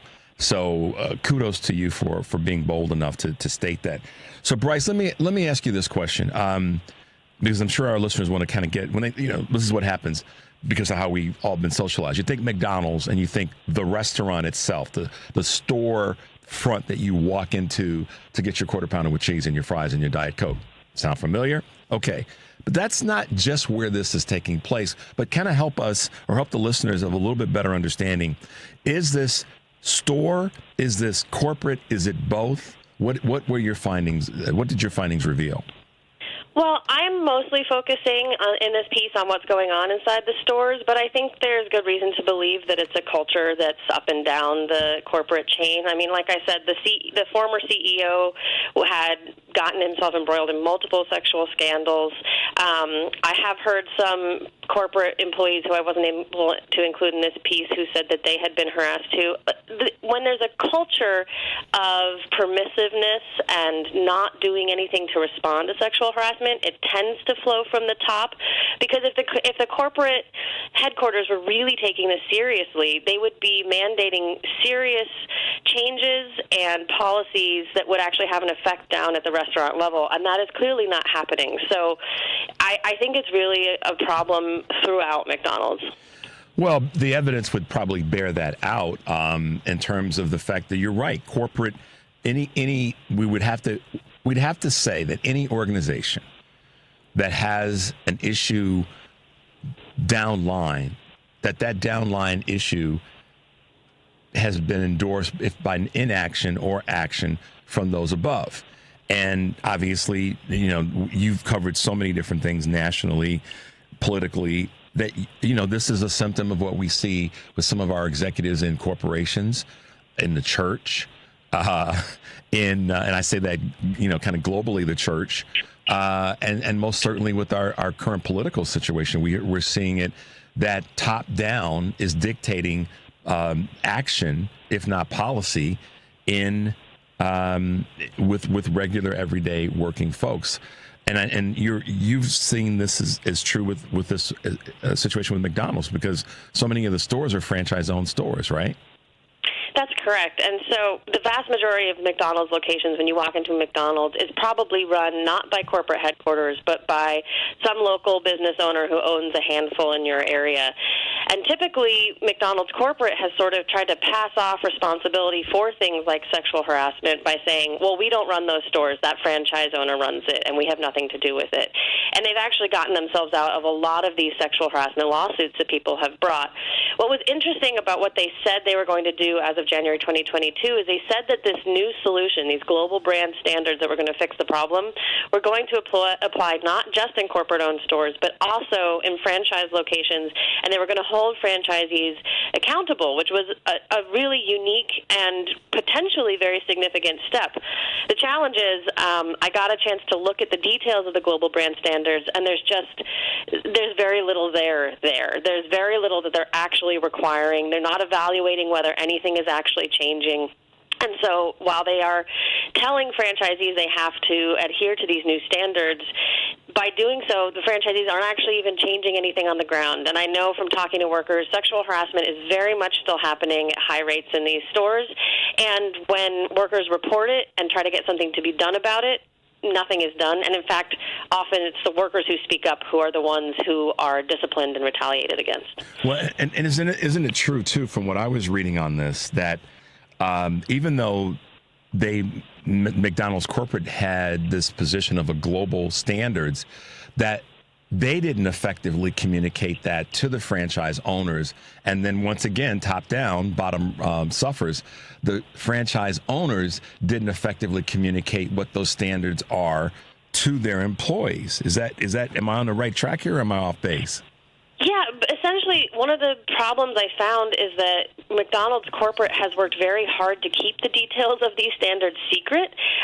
So while they may be shared with a franchise owner who's being held accountable to them, they are not shared with the workers in the stores, or the vast majority anyway.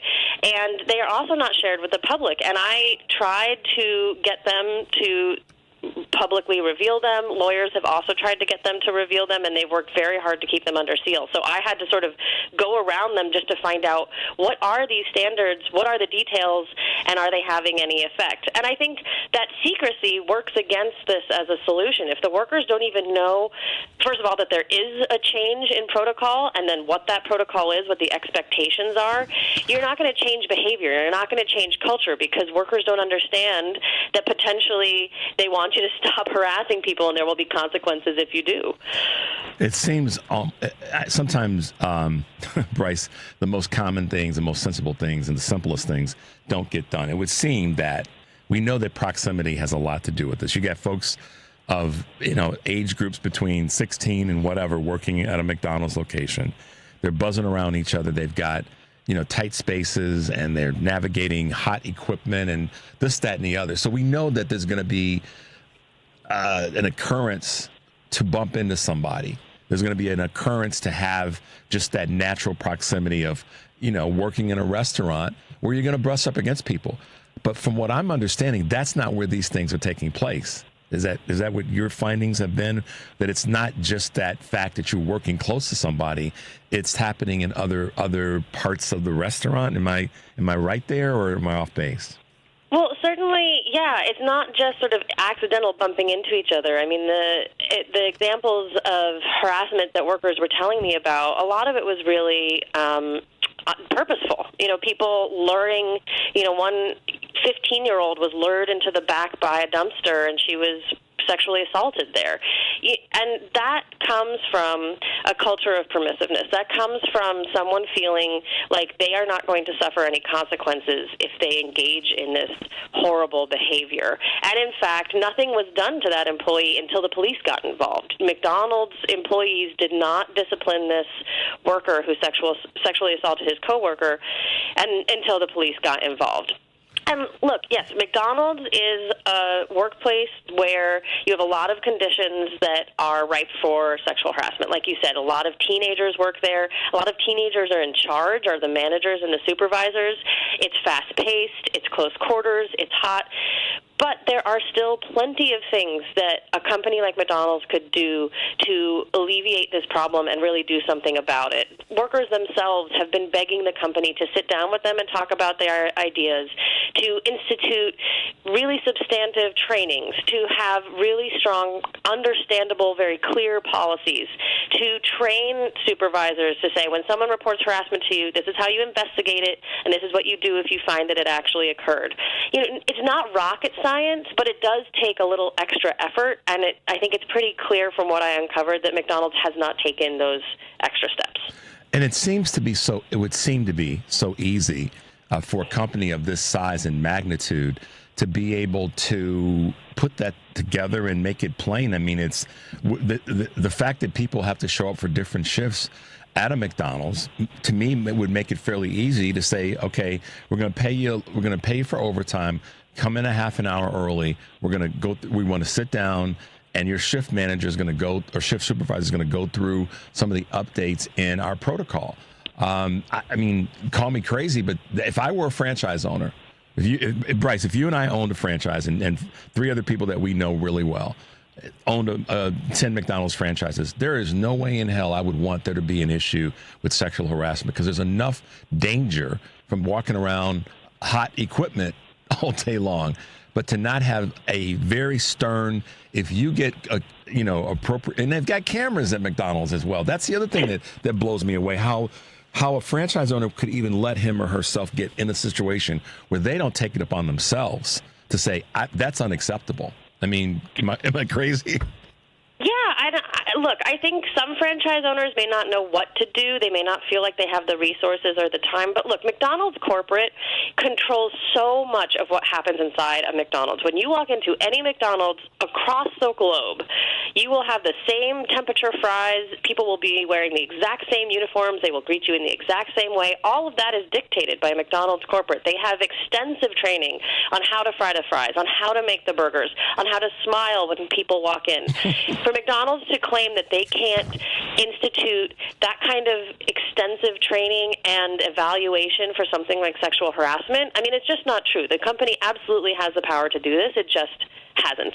It has not only the power, it has the resources to do it. Yes. I mean, if this is not to make light of a situation. If they can train a person how to navigate that doggone French fry machine, they sure as heck can train a person how to keep their hands off of somebody else, I think, or at least make it painful for those who commit those acts, because it's got to be unacceptable. And we can lock into McDonald's, but I think across the industry that has to be the case. There's a caller that we have on hold. We're not going to go to the call, but he's asking a general question about McDonald's and U.S. politics, and I don't know specifically what he's asking in that regard. So I'll sort of capsulize the thought process.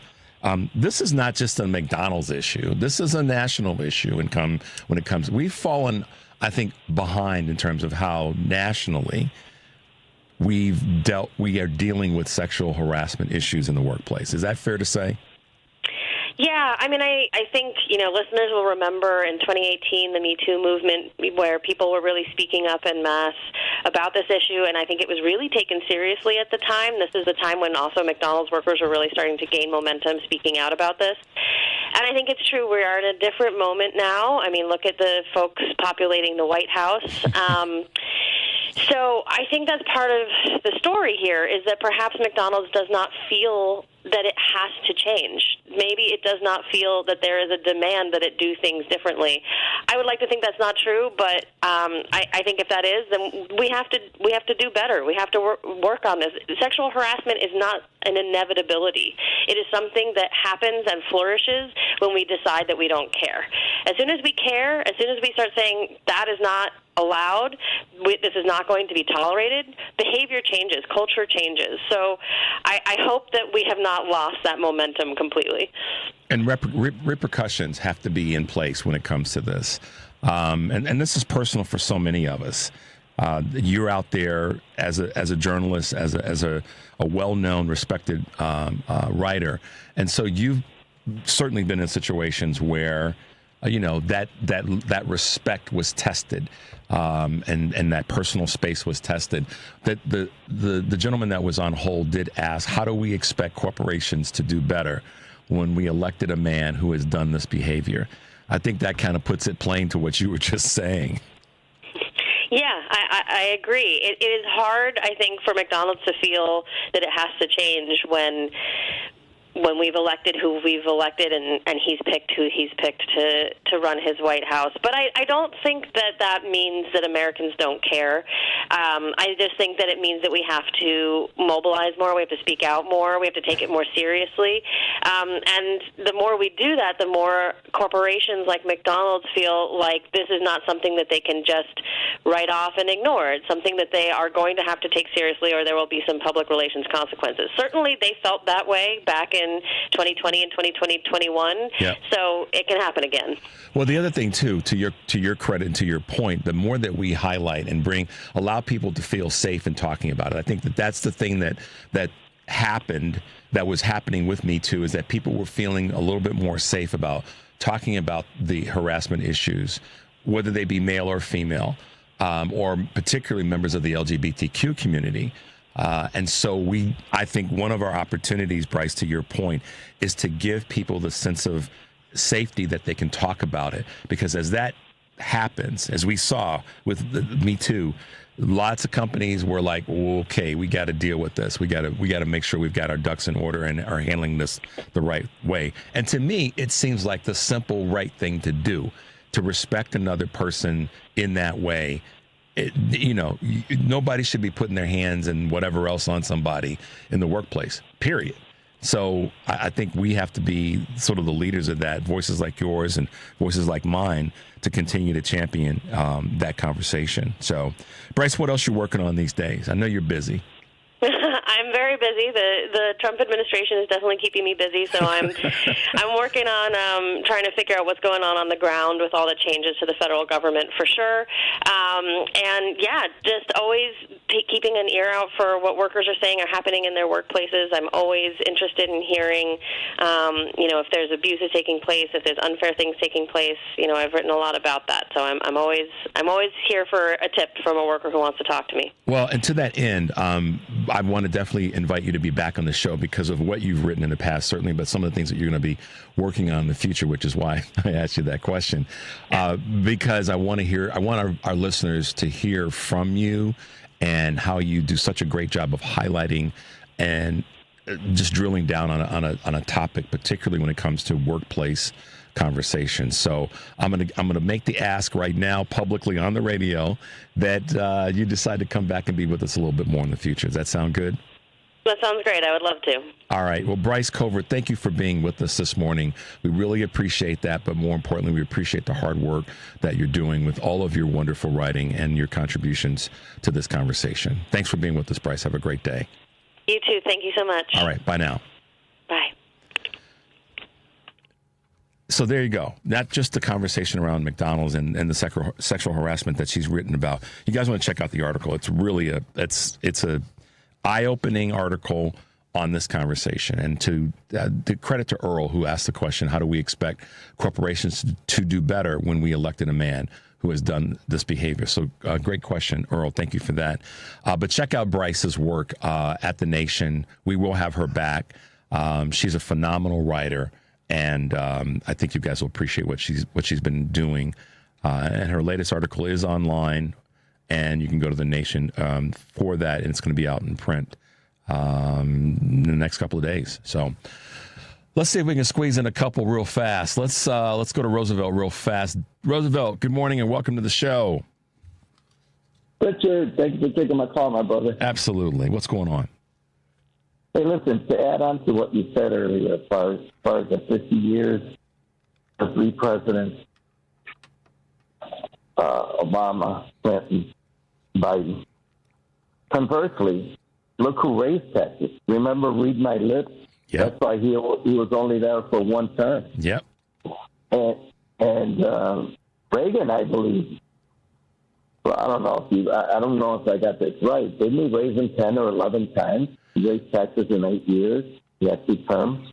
Yeah, the problem, the direction that you're kind of going, which I think the broad stroke of this is, to your point, the counter to that is that Republicans have done exactly the opposite in succeeding in that space. They've inevitably caused an increase in taxes because of the deficit that they created by taking away taxes on the wealthier people. And so it's just like they're supposed to be the ones that understand this stuff, but they're stupid at it in their actions. So, yeah, I hear you, man. I really do. Good point. You've been doing well? Yeah, fantastic. How about yourself? Yeah, always a pleasure to be here in the morning for you guys. And so, Roosevelt, good. I love your show, man, but it's hard to get through. You got a lot of callers, and you got a lot of, your show is hot, brother. Your show is hot. And, to have a show that popular this early in the morning, it's big. That's all I got to say. Loaded with information, and I appreciate what you said today as far as our three presidents. Appreciate you, man. Thank you very much. Thanks, Roosevelt. Appreciate that support and contribution. Let's see if we can squeeze in Robert real quickly before we wrap up. Robert, you got a minute. Go for it. Okay, thank you. I wanted to compliment Bryce in her presentation. If the left started to seize on those types of issues of sexual harassment in the workplace, that is such a large group that affects so many people, you couldn't help but win elections. But the reason I called in was to sort of punctuate on what you said about leaning forward. I think everybody listening to this should realize we don't have to wait for a constitutional crisis. We're there already. Yep. Anybody that says you can, if you're waiting for the Supreme Court, they can play us like a big, bass drum. I recommend that every single American look at the amendment in the Bill of Rights that politicians never talk about, and it's the 9th Amendment. And what it does, it exclusively gives to the people all rights that are not enumerated in that Constitution. Yep. And believe me, there is tremendous power in the amendment that no politician will ever talk about. And that's our path to dealing with fascists. You can't deal with fascists using the regime and the methodologies that have failed and allowed this clown to become powerful. We have to look at those things that have never been talked about. In the 9th Amendment, that's it. It totally announces the people ultimately have the greatest amount of power. And again, I'll cut it right there. And I got to say, a high five to Bryce. That woman is thinking. She's talking about wide-based issues that people will go, yeah, I can get behind that. You're right. Listen, man, it's always good to hear from you, Robert. Stay safe, and thank you so much for your contribution to the show. Same to you. Thank you. Bye-bye. Bye-bye. Yeah, I mean, good point, and I'm going to have to lean into that and maybe talk with Bryce about that in the future. But yes, that's a topic. Dems across the board on a local, city level, regional, state, national. We need to talk. We need to make sure that we're not forgetting that, because think about the people in terms of a middle class or working class conversation that are impacted by harassment in the workplace in jobs that are like those at McDonald's and so many other places. That's a conversation that we can embrace. And I appreciate Robert for identifying that, and his compliments to Bryce. I'll have to pass that on to Bryce. Man, we've been running hard today, Devin, but that's what we get to do here. And I appreciate the comments from Robert. I appreciate the comments from all of you guys that called in. Shout out to my man, Kurt Herner in Akron, Ohio, for always plugging us into history and how it connects us to where we are today. So thanks, guys, for being with us this morning. And as I always say, take a deep breath and make your life count. We'll see you tomorrow.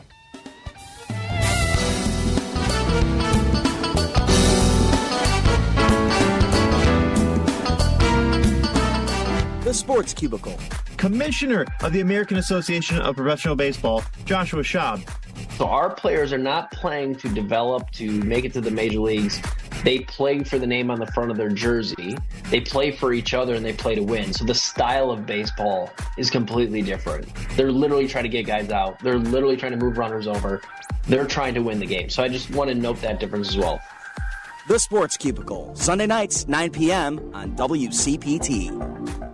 Still struggling with gas, bloat, constipation, nausea, or diarrhea? Have you tried eliminating foods but felt no change? It's time to call the tummy whisperer, Renee Barish at Digestive Health Solutions. Renee uses targeted testing to reveal exactly what's happening in your gut. Gut bacteria plays a key role in all your body functions, from cardiovascular regulation to brain function. When the gut is imbalanced, you may experience symptoms that extend beyond the gut, such as anxiety, skin issues, poor sleep, or increased risk for disease. Digestive Health Solution uses advanced testing to identify harmful microbes and evaluate the overall balance of the gut ecosystem. Get insights